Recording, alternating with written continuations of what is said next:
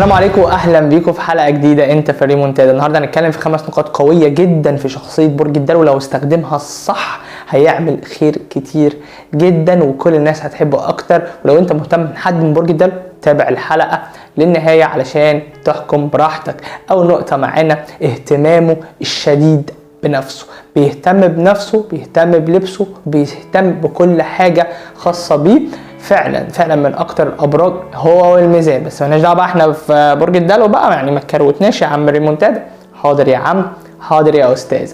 بيهتموا بنفسهم لدرجه كبيره جدا. نازلين نجيبوا حاجه من السوبر ماركت لازم نلبس على وضعنا، نسرح شعرنا، مش مهم بقى نسرح، لا ما نسرح، لا مش ده اللي انت بتفكر فيه، مش ده اللي انت بتدور عليه. الدلو مش كده، الدلو دايما لازم يبقى بيرفكت في كل احواله، والنقطه دي قويه جدا بتجذب اي حد، تخلي الناس كلها تتجن، تخلي الناس كلها حاطه عينيها على برج الدلو. النقطه اللي بعد كده رجل المسؤوليات.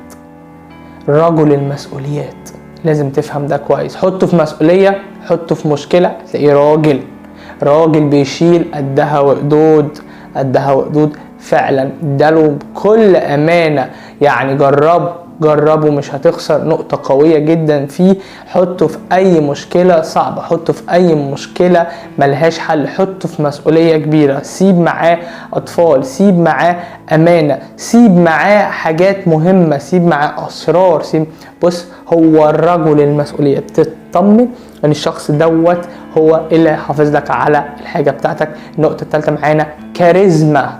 مبدع في ايه يا عم؟ في الاقناع. يسيبك تتكلم، يسيبك ويرد عليك، يسيبك تتكلم، يسيبك وتلاقيها طب اسمع هجيبك سكة. هو ده برج الدلو. ماشي وفي الاخر خالص ماشي هجيبك سكة. طب ازاي؟ بالاقناع. كاريزما في الاقناع بطريقته. هجيبك زي ما بنقوله كده بالمصري على حجري، هجيبك تقعد على حجري بدماغي وتفكيري وباسلوبي، لان انا عندي كاريزما في الاقناع. يسحر. في الاخر خالص اعرف معلومه عنه؟ لا انا عارف معلومات عن برج الدلو، دي المعلومات العامه، لكن دخلت جوه شخصيه برج الدلو ما تقنعنيش، ما تقوليش مش هصدقك. انا مش هصدقك، لان الدلو من اكتر الابراج غموضا. بقول لك رجاله برج الدلو مجننه ستات الابراج كلها، مش عارفين هما تركيبتهم ماشيه ازاي.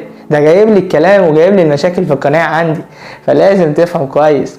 النقطة اللي بعد كده ودي بشوفها نقطة قوة رهيبة جدا في البرج ده وبرج الدلو، يعني لو استخدمها هيدمر الدنيا بقى. هتلاقي كل الناس فعلا حبته، كل الناس بتتمنى ان هي تخدمه. افعال، هو بتاع افعال.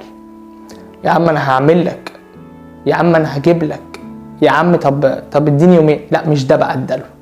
الدلو بتاع افعال، يخش على طول، ما يستناكش يقولك انا هجيب لك، لا هو هيخش. انت في دماغه، انت بتاعه، انت بيحبك، في علاقات ما بينكم، في الدلو بتاع افعال مع اللي بيحبهم، عنده علاقات حلوة من ده، معروف ان هو راجل. البنت جدعة قوي. احنا بنتكلم على البرج يا جماعه بسرعه عامه عشان الناس بقى بترجع تشتكي لي والله انت بتركز قوي في كلامك عن الرجاله وكده والكلام الفاضي ده. لا يا جماعه احنا بنتكلم عن البرج بسرعه عامه. الدلو بتاع افعال.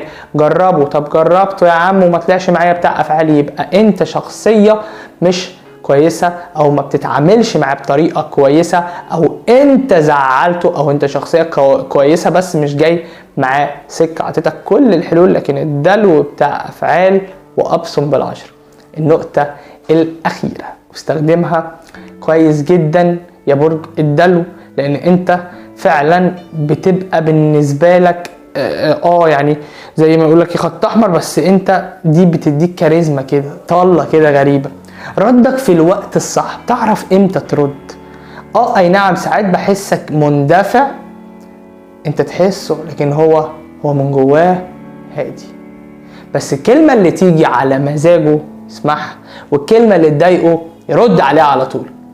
بيعرف كويس جدا ياخد حقه حتى لو بالكلام، بالفعل اكيد، ولكن البنت والولد يعرف ياخد حقه، يعرف يرد امتى وامتى ما يردش وامتى ولا انت هتصدعني ابعد، وانت ايه ده انت بتتكلمي على الفاضي، انا مش مقامي ان انا اتكلم معاكي. بيعرف نقطة قوة حتى لو كان فيهم ناس مولودة في بيئة او ظروفهم صعبة او بيتهتهوا او مش عارفين يتعاملوا مع اللي حواليهم، بس عندهم النقطة دي. 5 نقاط قوية جدا في شخصية برج الدلو لازم يستخدمها لصالح، لازم يبقى عارف كويس جدا ان دول عنده ويستخدمها لصالحه.